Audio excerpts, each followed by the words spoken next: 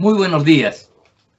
Una vez más, como todos los miércoles, aquí en Plataforma Democrática, con Jessica Tapia, Víctor Andrés García Belaúnde y Juan Cheput, para comentar distintos aspectos de la realidad nacional.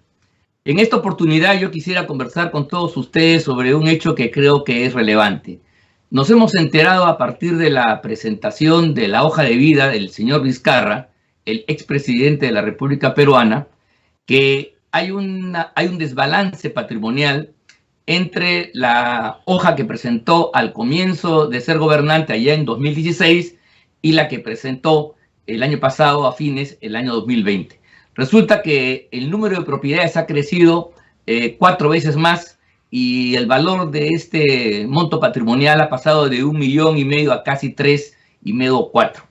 La pregunta es, ¿cómo esto es posible si es que él, siendo funcionario público, está sujeto a una remuneración estable, que no tiene variaciones de ningún tipo por alguna acción de productividad? Y por otro lado, de acuerdo a la legislación peruana, él no puede ocuparse mientras ocupa un cargo público de los que él ha tenido al frente, incluso como presidente de cualquier otra función. La pregunta es cómo el señor Vizcarra, en estos últimos 4 años y medio, ha multiplicado por 4 su patrimonio inmobiliario, tanto en Moquegua como en Lima. Este es un tema que debiera preocupar a todos y, sin embargo, salvo los sectores de la oposición que han advertido, inclusive han planteado tachas al respecto que se están verificando, han hecho caso omiso. La pregunta es si este no es un acto de grave corrupción y, en lugar de hacer persecuciones a posteriori, cuando ya los personajes están en el gobierno o han acabado el mismo y tienen que intervenir los fiscales, no cabría por parte de las instancias encargadas de la veeduría electoral, tanto a nivel del propio Estado, me estoy refiriendo a la unidad de inteligencia financiera o a los organismos de la sociedad, estas ONGs que se encargan de la transparencia de las instituciones, hacer la denuncia correspondiente o por lo menos hacer la pregunta cómo el señor Vizcarra puede explicar esta multiplicación significativa de su patrimonio. Empezamos contigo, Jessica. Quisiéramos tu opinión al respecto. ¿Qué te parece esta situación que nos revela el señor Vizcarra? ¿Cómo están, caballeros? ¿Qué tal? Un gusto nuevamente dialogar con todos ustedes. Ángel, has planteado un panorama que es un poco desolador, en realidad, porque nadie puede negar que Martín Vizcarra es un personaje que tiene protagonismo en estas elecciones de cara al 11 de abril. Martín Vizcarra aparece todos los días en los medios de comunicación, ya sea en la prensa escrita, radial o televisiva, siempre hay información de él. Por lo tanto, sería absurdo decir que es un personaje que está medio escondido, que no es relevante. Así no vaya candidateando como presidente de la República, su papel es fundamental y por ello nosotros, los ciudadanos, tenemos que poner los ojos en él, porque es un personaje importante. Tú has señalado estos 2 visos importantes de corrupción que habrían caído sobre él y por los cuales el Jurado Nacional lo estaría observando, que es por este patrimonio que habría ido en incremento significativamente y también por este número de propiedades que no quedaron en 4, ni en 7, ni en 12, ni en 16, sino pasaron el número de los 20, que resulta un poco escandaloso. ¿Cómo se hizo? No tengo bola de cristal, puedo ser suspicaz, como periodista puedo imaginarme que hay algo turbio debajo de la mesa, en especial porque recordemos que Martín Vizcarra viene cuestionado desde antes, no son cuestionamientos que están apareciendo recién en la campaña, ¿no? Él viene siendo cuestionado por favorecer empresas cuando estaba en el gobierno de gobernación en Moquegua. Entonces ya hay ahí una ola que se viene generando con fuerza y viene en aumento. Los que no deseen verlo porque les simpatiza el señor Vizcarra están en todo su derecho, pero otros, como es mi caso personal, nos ponemos en la orilla de la suspicacia. ¿Qué se puede hacer en este caso? ¿Qué es lo que se debe hacer? Bueno, ahorita está a votación, estamos ahí en la espera, pero sí, Ángel, estoy contigo. Esto se debió ver con anticipación. Hay un tamiz que no está funcionando para las personas que aspiran a estar en el gobierno o tener un peldaño o un curul en el Congreso o que necesitan pasar al lado público y ejercer. Hay ahí algo que no está funcionando y que se tiene que exigir que de una vez por todas haya un mejor control. No puede ser que estemos en caras a las elecciones, no solo con un Martín Vizcarra, sino tenemos a gente que está cuestionada. Yo puedo no tener nada a nivel personal contra ninguno de estos candidatos, pero hay una larga lista de personas que están cuestionadas por diferentes indicios y hasta que sus nombres no sean limpiados, esto nos pone en una situación de extrema pobreza electoral.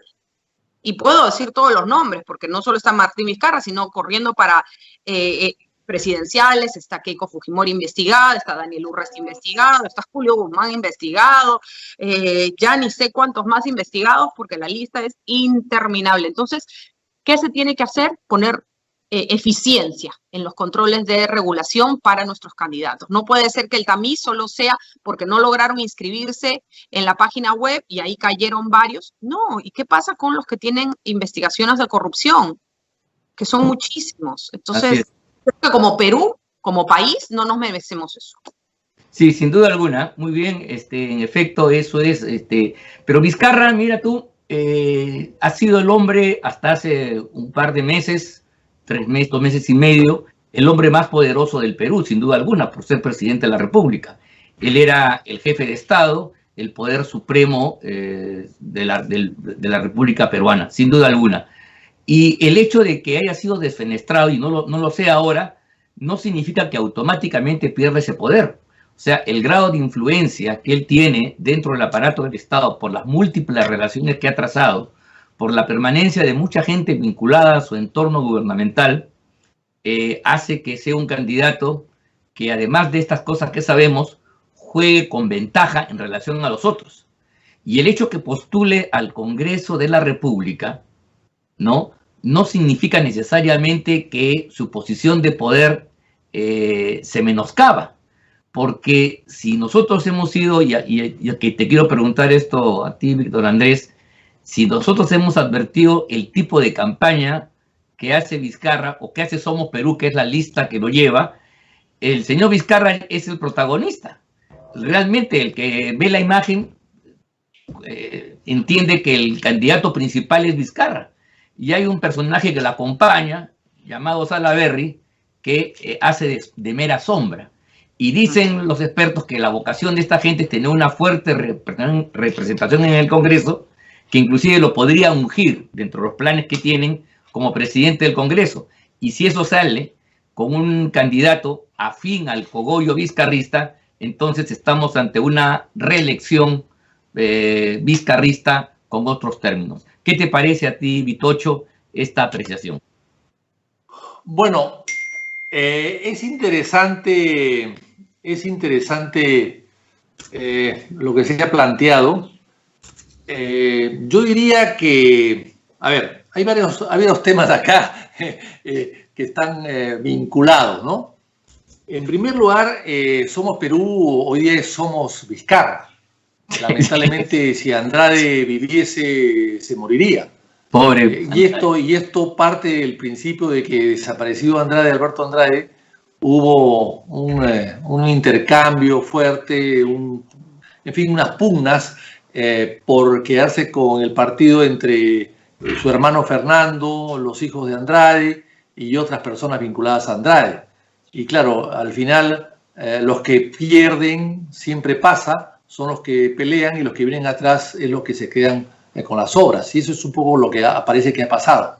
Y claro, incluir a Vizcarra en Somos Perú es adueñarse de Somos Perú, porque Somos Perú hoy día está prácticamente descabezado y la figura fuerte y importante es Vizcarra, y por lo tanto Vizcarra se quedará allí, entrará al Congreso probablemente, y si es así, será candidato de Somos Perú para el 2026. Eso no me cabe en la menor duda.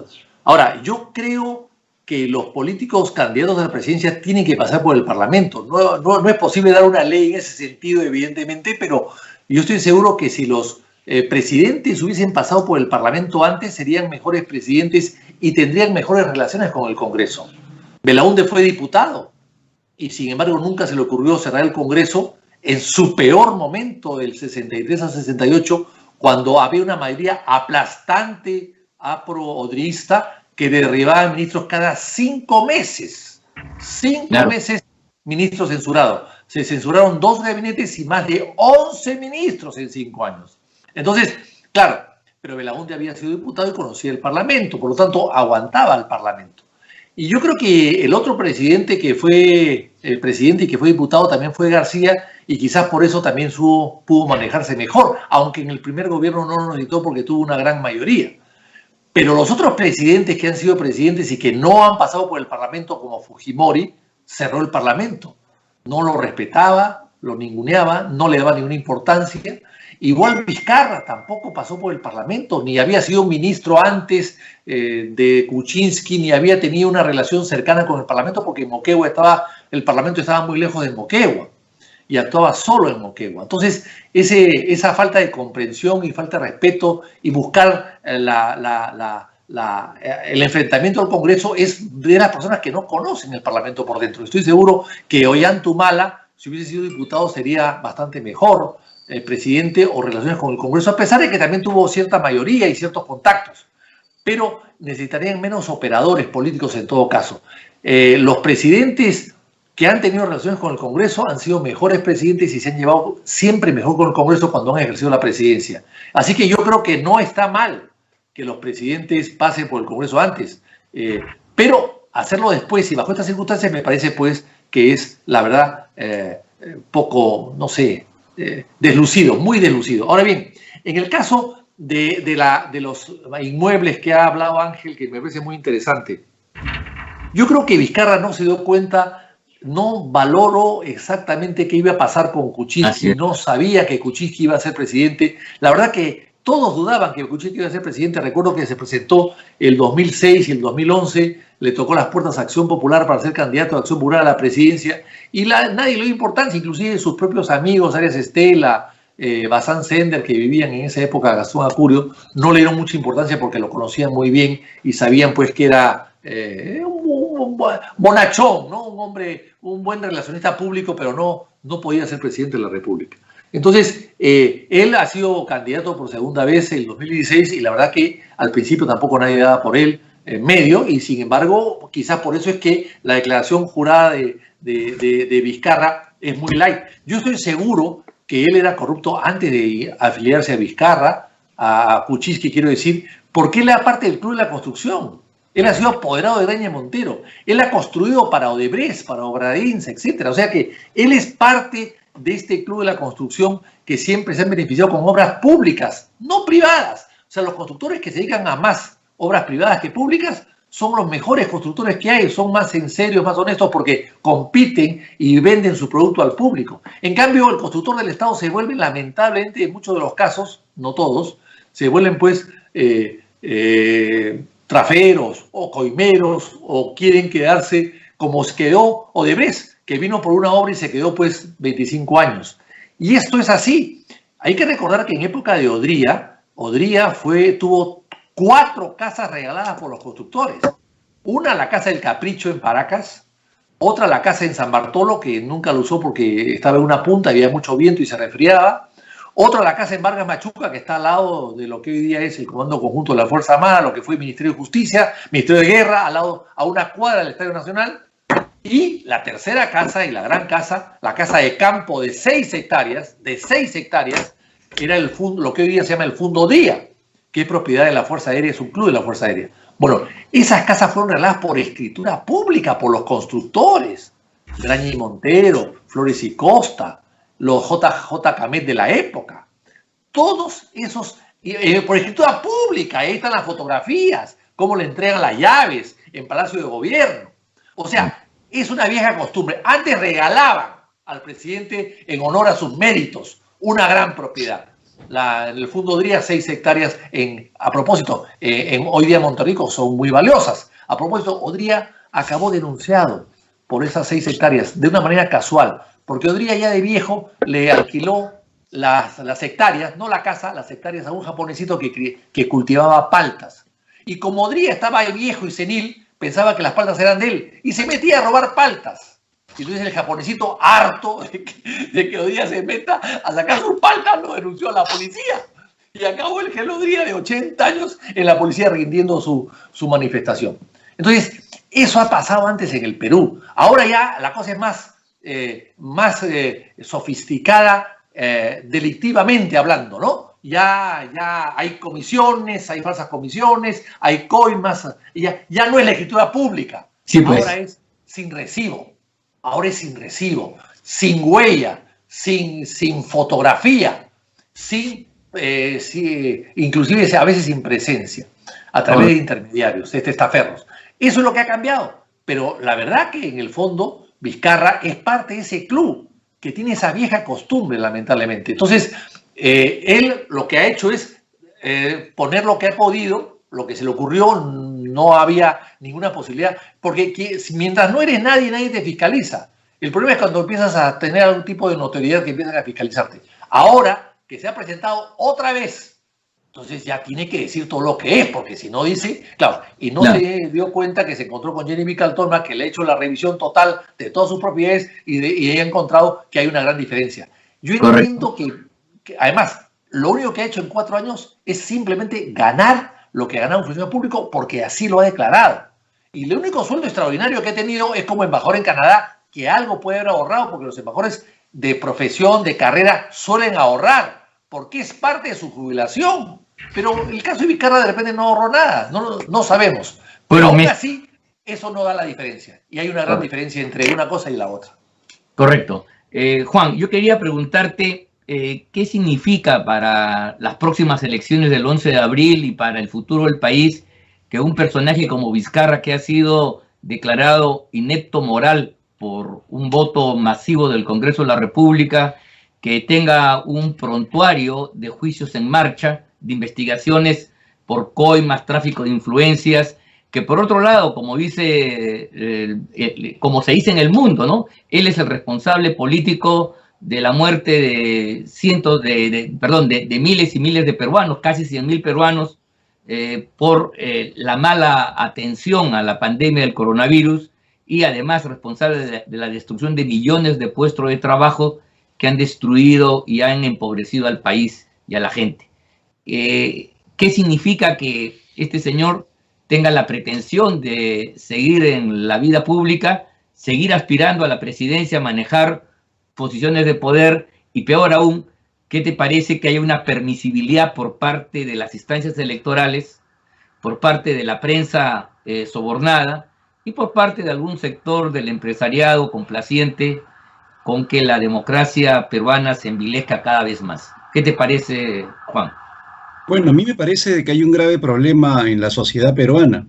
Y cuando hablo de sociedad, estoy hablando de todos los estamentos. El empresarial, el político, las Fuerzas Armadas, los colegios profesionales, todos los sectores que te puedas imaginar. No hemos aprendido absolutamente nada en estos 21 años que tiene este siglo.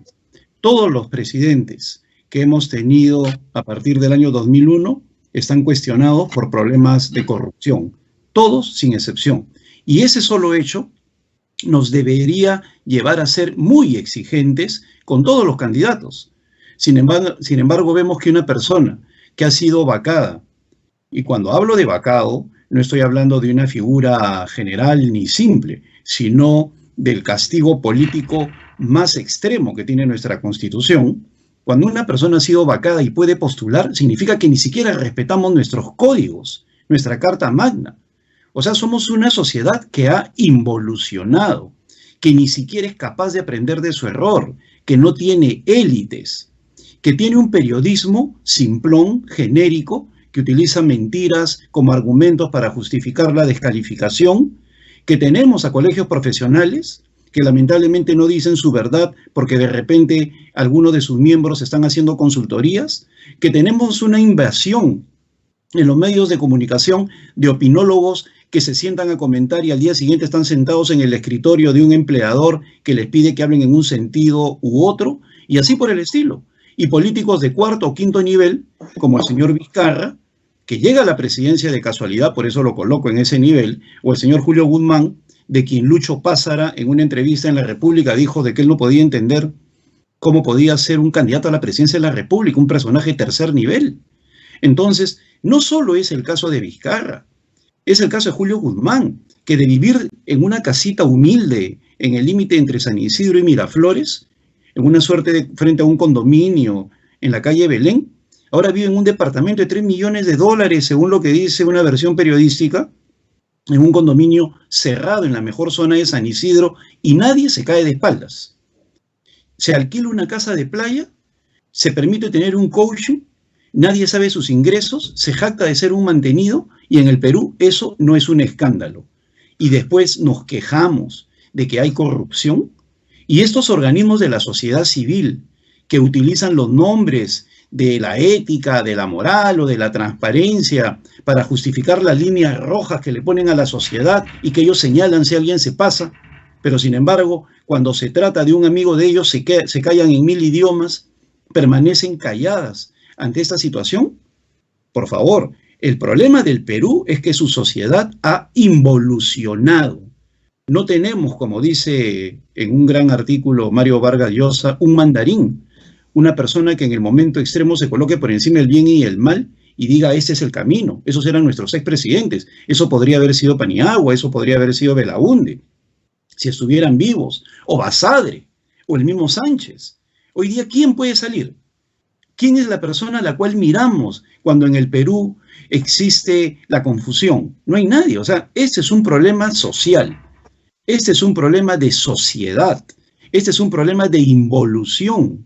Este es un problema. La vez pasada yo veía la televisión francesa, no France 24, la televisión francesa, en la cual discutían dos médicos y decían, dejar la inmunidad de rebaño es un problema ético-moral similar a los crímenes de lesa humanidad, porque significa que todo el mundo se contagie, ¿no? Se muera para que se establezca se convierte en un mínimo el contagio. Y sin embargo en el Perú se hablaba de la inmunidad de rebaño como si nada, que se contagien, sobre todo los pobres, para que de esa manera lleguemos a una estabilidad. Y nadie dice nada. Entonces, estamos entrando a un proceso electoral en el cual la sociedad permisiva, con la sola postulación de Vizcarra, está demostrando que ha involucionado en todos sus códigos. Y ojo, esto no es alarmismo, es la antesala del Estado fallido. Cuando ni siquiera hacemos respetar nuestros códigos morales, cualquiera que hace un daño y es aceptado, genera esa debilidad del Estado. Y a eso nos estamos conduciendo con un Congreso novato, con candidatos presidenciales que lamentablemente no conocen, la mayoría de ellos, mucho de la cosa pública, lo cual va a ser un peligro, y estoy de acuerdo con Víctor Andrés en el sentido que deberían haber pasado por el Parlamento, tener algún tipo de relación política. Entonces, que no te sorprenda que vienen 5 años más de confusión, de caos y de dramatismo en el Perú. Sí, sin duda alguna, y creo que Juan has puesto en el tapete para este debate, esta discusión, el tema de un decaimiento, de una anomia profunda en la sociedad peruana, que explica en gran parte una suerte de falta de militancia. Los clásicos decían que la virtud era uno de los elementos propios de la democracia, así como el honor era, digamos, la bandera de los aristócratas, la virtud. Esta es la capacidad que tiene que tener un pueblo para tener un desempeño correcto y firme, es lo que permite el funcionamiento de un régimen democrático, y eso es lo que está fallando. Sin embargo, yo quería conversar contigo, Jessica, sobre lo siguiente. Este decaimiento, esta suerte de desmanejo, de empobrecimiento de la política en sus aspectos populares, este arrinconamiento, esta falta de mentores de la talla de las personas que tú has nombrado, el presidente Belaúnde, Jorge Basadre, Luis Alberto Sánchez, que puedan ser guías en este momento, ¿No crees tú que ha sido fruto de una campaña sistemática de años atrás, donde desde los grandes medios de comunicación, en lugar de apuntalar la naciente y frágil democracia peruana, se la ha ido devaluando? Tú que has sido periodista y has tenido oportunidad de ver esto de cerca, ¿no es verdad que se hacía escarnio, inclusive hasta la exageración, cuando algún elemento en el Parlamento tenía una inconducta ridícula desde el punto de vista de la magnitud del Estado, pero sí para provocar toda la chismología y todo el descrédito posible? ¿No crees tú que aquí había una campaña donde han participado elementos interesados en devaluar la democracia ante el conjunto del país para justamente producir un escenario como el que tenemos ahora, Jessica? Bueno, definitivamente ha habido una campaña de desprestigio. Eso no quita que sí hayan existido indicios de corrupción en todos los niveles dentro de las figuras públicas de nuestro país. Es lo que yo siempre señalo cada vez que hablo de corrupción con gente que no conoce el Perú. Y yo le digo que creo que hay 3 niveles de corrupción. La corrupción tipo álbum de fotos, que ya está en el pasado y nos podemos remontar. En mi caso, yo supero los 45 años, entonces hablo corrupción que puede haber existido en el gobierno de Belaúnde, de García, de Fujimori, porque es lo que escuchaba de adolescente, de más pequeña, y luego todos los demás gobiernos que han venido. Y dependiendo la generación del Bicentenario, cuánto de información puede real tener sobre corrupción. Simplemente lo que repiten uno tras otro y que han escuchado, y a veces los sentidos de corrupción o la denominación de corrupción no saben ni siquiera sustentarla de manera correcta.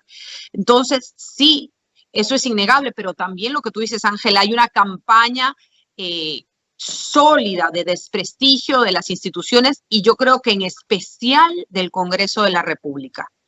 Yo creo que eso es innegable. Y esa corrupción es, yo hablaba de 3 niveles, la de álbum, luego yo le llamo corrupción DNI, que es la persona específica de nombre y apellido con los actos delincuenciales que haya podido cometer, y luego la que yo llamo corrupción humo. Y ahí está lo que tú bien estás señalando, es la corrupción de que una ola, un megáfono que repite, son corruptos, son corruptos. Tú postulas al Congreso, ingresas al Congreso y ya no hay forma de que te quiten la chapa de corrupto. Tengo acá a Vitocho y a Juan, 2 personas que no se les ha vinculado con cuestiones de corrupción, y por estar en el Congreso yo estoy segura que en las redes sociales ese es un calificativo que reciben a diario decenas de veces, porque es así. La gente tiende a utilizar la palabra corrupto con una facilidad que es increíble.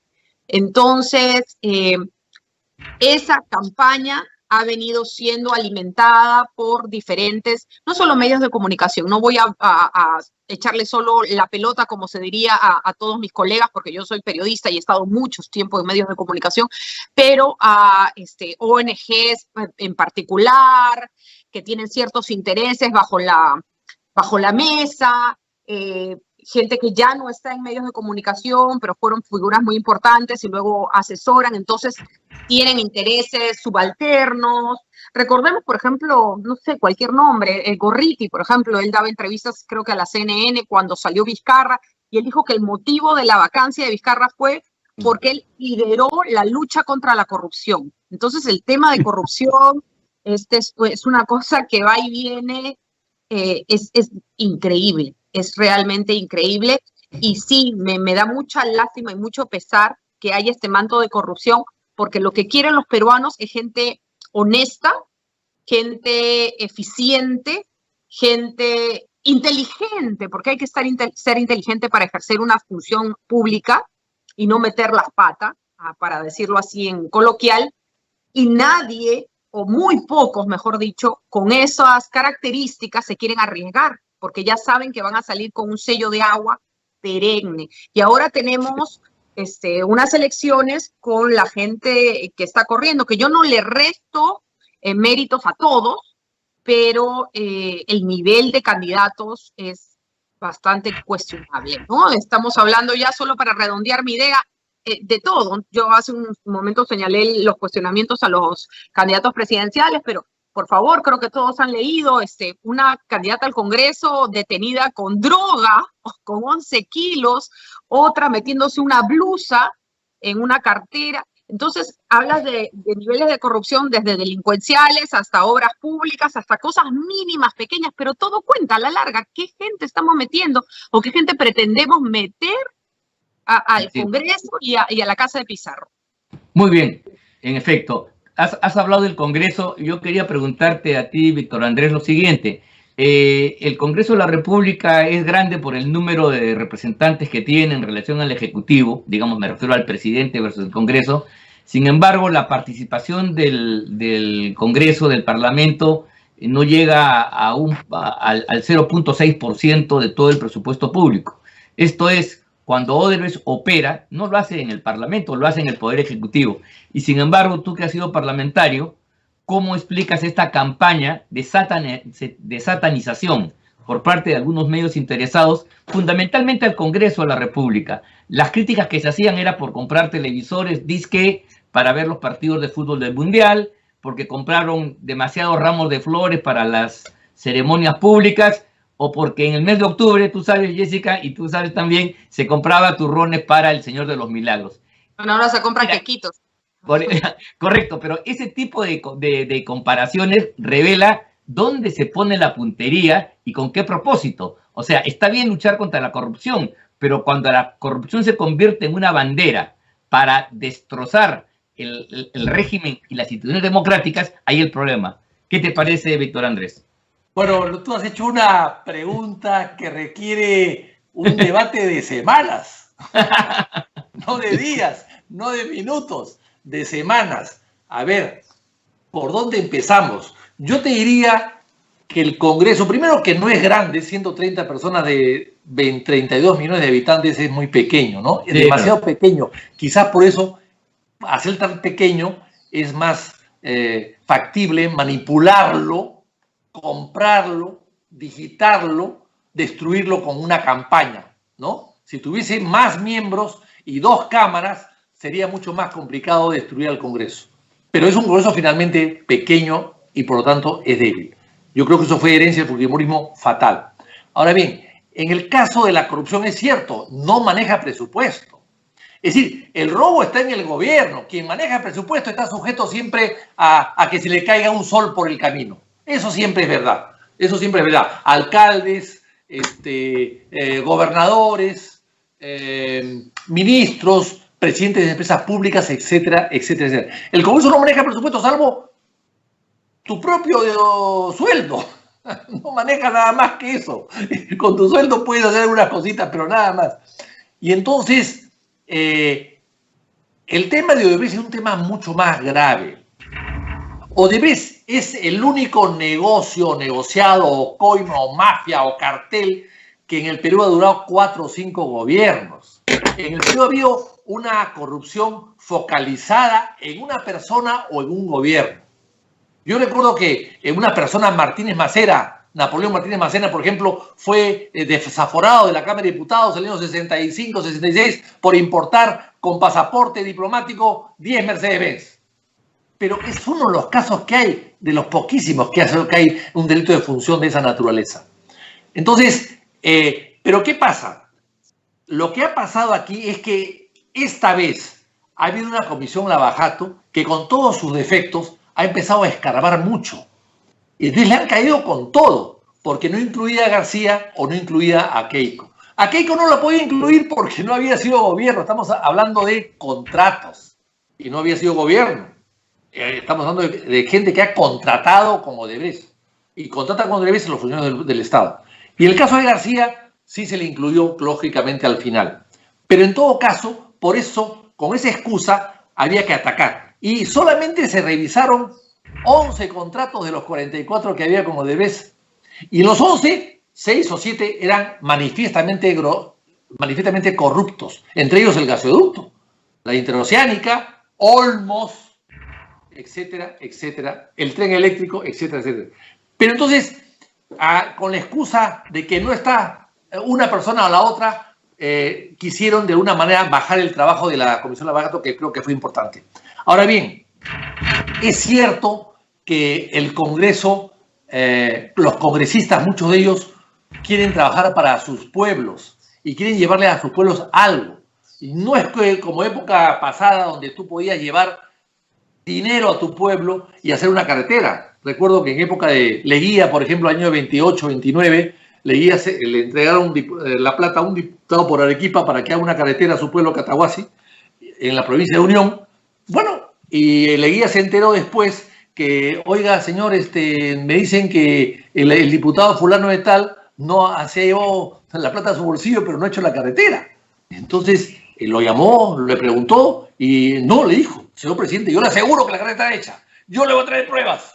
Entonces se fue, se compró un Ford T, un camioncito, lo desarmó, lo llevó a lomo de mula a la Plaza de Armas de Catahuasi, lo puso ahí, lo dio vuelta por la Plaza de Armas, le tomó fotografías, llegó al INPE y dijo, presidente, ¿qué están las pruebas? El camioncito llegó, hay carretera. Bueno, ese camioncito estuvo en Catahuasi 20 o 30 años exhibido como monumento a la corrupción. Bueno, eso ya no existe en este momento, pero sí existe el diputado o el parlamentario que quiere ayudar a su pueblo y que va al Ministerio de Economía a pedir dinero, o va al Estado a pedir dinero, o va al ministro a pedir dinero. Y lógicamente los ministros a veces aprovechan para hacer, ¿no? Darles algún tipo de presupuesto para obras de su pueblo y al día siguiente pues los neutralizan y algunas obras o algunos presupuestos, algunas leyes hechas por el Ejecutivo, enviadas por el Ejecutivo, son aprobadas. Eso es lo que puede pasar. Pero la corrupción directa, a mi mover, no veo cómo puede existir, salvo que individualmente o colectivamente algunos se puedan vender a favor del gobierno o de algún grupo económico determinado para aprobar una cosa o la otra. Por ejemplo, la ley de cooperativas de ahorro de crédito que yo durante 5 o 10 años luché para que se apruebe, no podía aprobarla porque había cooperativistas dentro del Congreso. Y las cooperativas hacían mucho lobby para que no se apruebe la norma. Finalmente se aprobó. Y hoy día, pues, de las 600 o 700 cooperativas de ahorro de crédito clandestinas solamente quedan ninguna, y las que hay se han legalizado y hay 300 o 400 que van a funcionar perfectamente bien. Ese tipo de cosas es lo que puede pasar. Muy bien. Juan, yo quería preguntarte sobre un asunto que hemos conversado. El tema de la corrupción es grave porque no solamente implica dádivas y una contraprestación pecuniaria, sino fundamentalmente una desnaturalización de las instituciones. El Estado finalmente, que está hecho para servir al bien común, termina siendo una herramienta para satisfacer los apetitos fenicios de algunas personas. ¿Qué te parece este tema? ¿Cuál es la gravedad de la corrupción para el destino de un país como el nuestro? Claro, lo que conversábamos era que una de las acepciones de corrupción es la deformación de las cosas. No solamente es un tema crematístico, ¿no? No es un tema monetario. Cuando algo se deforma, se corrompe.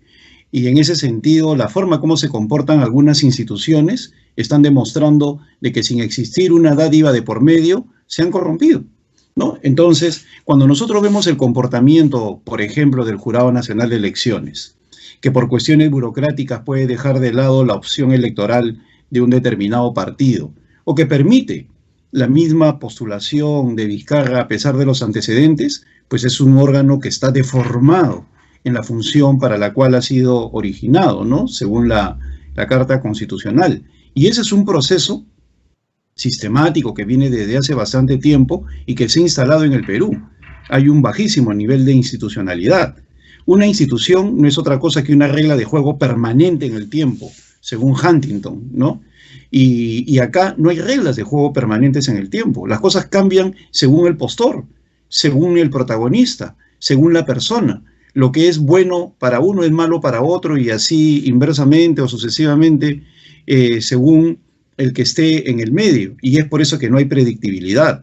Y todo eso origina esta situación confusa de las cosas. Mira, hace un rato, por ejemplo, hablábamos que Gorriti, creo que fue Jessica la que lo señaló, en una entrevista con CNN decía que lo habían vacado a Vizcarra por luchar contra la corrupción.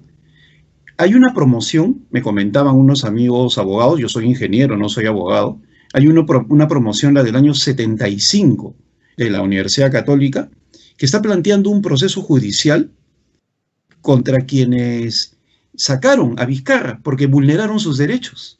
O sea, querían que siguiera Vizcarra al frente. O sea, ¿te imaginas que una promoción de derecho de una universidad como la Católica plantee esa situación, sacaron a Vizcarra y están vulnerando mis derechos, ¿no? Que el solo hecho que lo discutan ya demuestra el nivel al cual hemos llegado, en el cual la percepción se coloca por encima de la realidad, la mentira se acepta como certeza, ¿no? La falta de debate público hace que se imponga un estilo de ver las cosas. Entonces, todo eso es un sistema corrupto. Y por si acaso, para que una mafia sea exitosa, un poder fáctico se pueda consagrar, requiere de un poder constitucional.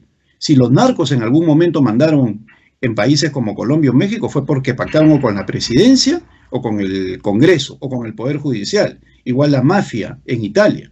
Un poder fáctico, cualquiera que sea, no tendría fuerza si es que no tiene un vínculo con los poderes constituidos. Y en el caso de Odebrecht, como bien señaló Jenny Vilcatoma, que se lo escuchó a un ministro, Odebrecht pone y saca presidentes, es decir, tenía un contacto directo con el poder ejecutivo. Y cuando hablamos de poder ejecutivo, no solamente hablamos de gobierno central, hablamos de gobiernos regionales, que fue el lugar donde empezó a consolidarse Odebrecht primero antes de saltar a la parte del ejecutivo, y eso fue con el gobierno de Ollanta-Humala. Entonces, la situación yo creo que da para largo y exige un gran esfuerzo de todos nosotros, sobre todo contribuyendo a abrirle los ojos a la gente. Sí, muchas gracias. Efectivamente, si hay un reclamo judicial por parte de los abogados que tú has dicho de la promoción de derechos de la Universidad Católica, es porque consideran que Vizcarra no es un presidente, sino es su testaferro. Y claro, al sacarlo está afectando pues que el operador que le daba negocios y beneficios salga. Creo que ha sido muy importante esta discusión, que efectivamente, como decía Vitocho, da para mucho más, pero ya habrá oportunidad y tiempo de hacerlo, y nos veremos el próximo miércoles tratando otros temas de gran interés para todo el país. Muchas gracias. Gracias. Muchas gracias. Hasta luego. Chao, chao.